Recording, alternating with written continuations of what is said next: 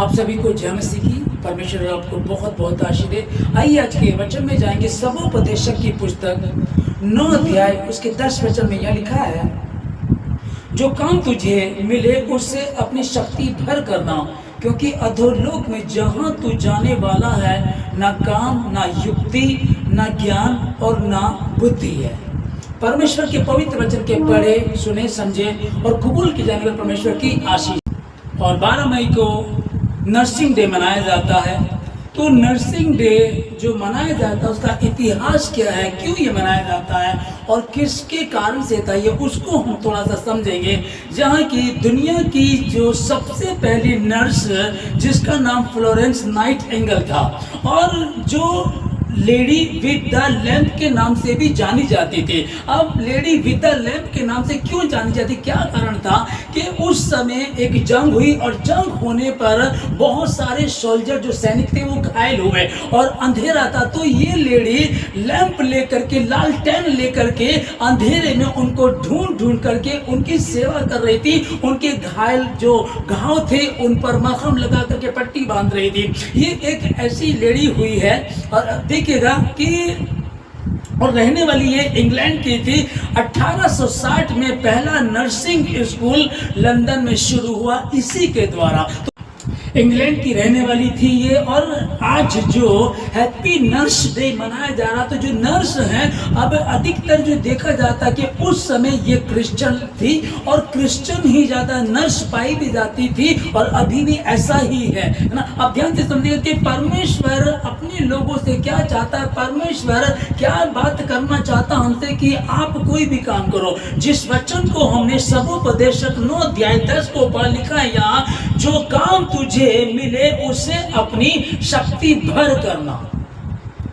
अब ये बात ये नहीं चल रही कि ये तो पुरुष से बात हो रही, स्त्री से नहीं, सबसे बात हो रही है। इस वचन को पढ़े कि जो काम तुझे मिले उसे अपनी शक्ति भर करना। अभी समझिएगा कि जो नर्स हैं, अगर आप गवर्नमेंट एम्प्लॉइज हैं तो आपको अच्छी सैलरी मिलती है, बहुत अच्छी बात है। और यदि आप प्राइवेट भी करते तो भी आपको आपके काम की कीमत तो मिलती ही मिलती है तब। और अगर आप क्रिश्चियन हैं तो आपको कितना ईमानदार होना चाहिए, कैसे अपने काम को करना चाहिए। जो मेहनत आप करते हैं उसकी सैलरी आपको मिल जाती है। लेकिन वहीं आप यदि मसीह के काम को लेकर के चलें, जैसे कि यूहन्ना की पुस्तक 15 अध्याय 16 वचन में लिखा है, परमेश्वर यीशु मसीह ने कहा कि तुमने मुझे नहीं चुना परंतु मैंने तुम्हें चुना है और नियुक्त किया है कि तुम जाओ, जाकर के फल लाओ और तुम्हारा फल बना रहे। अब ये जिम्मेदारी हर क्रिश्चियन की बनती है कि तुम जाओ, जाकर के फल लाओ और तुम्हारा फल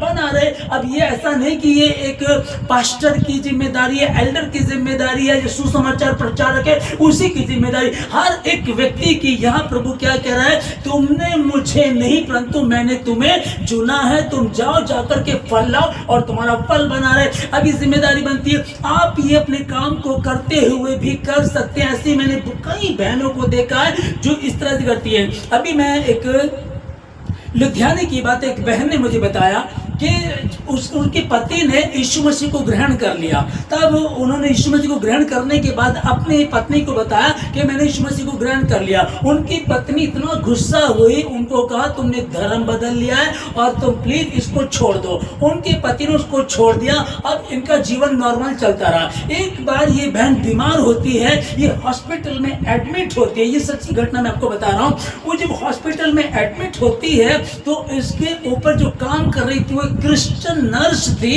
वो जो ट्रीटमेंट करती थी वो तो करती ही थी, लेकिन बहन ने मुझे बताया कि वो बाद में उसके बेड के पास घुटने टेक कर प्रार्थना किया करती थी। जितने दिन ये बहन, गुड़िया इस बहन का नाम है, ये जब जो पेशेंट है ओके, ये देख रही थी, कह रही कि मैं जितने दिन भी मैं एडमिट रही उतने ही दिन वो डेली घुटने टेक करके प्रार्थना किया करती थी मेरे लिए। और जिस दिन मेरी छुट्टी हुई उसने मुझसे कहा कि आप ये बाइबल, न्यू टेस्टमेंट बाइबल उसको दी, कहने आप इसको लो और इसको पढ़ना। उसने मुझे दी और उस दिन के बाद मेरा जीवन बदल गया। अब समझिएगा, पहले जब इसका पति मसीह यीशु को ग्रहण कर लिया था तो ये चिढ़ गई थी कि हम राजपूत लोग हैं, हम इस धर्म को क्यों मानेंगे, और बिल्कुल अपने पति पर गुस्सा हुए, प्रभु को छोड़ दिया इन्होंने। बाद में इसका जीवन कैसे बदला? एक नर्स के द्वारा, जो नर्स का काम तो कर ही रही थी, लेकिन साथ साथ वो क्या कर रही थी, वो उस सेवा को भी कर रही थी, उस काम को भी कर रही थी जो परमेश्वर ने कहा कि जो काम तुझे मिला उसे अपनी शक्ति भर कर। अब अपने काम की कीमत तो ये ले ही रही थी, लेकिन साथ साथ इसने क्या किया, एक आत्मा को भी बचा लिया। उस आत्मा को बचाया जिसका पति पहले प्रभु में आ गया था और बाद में उसने प्रभु को छोड़ भी दिया, क्योंकि इस पत्नी ने गुस्सा किया था। और बाद में इसी बहन के द्वारा उस नर्स ने जब इसको सुसमाचार बताया, उसका जीवन बदल गया।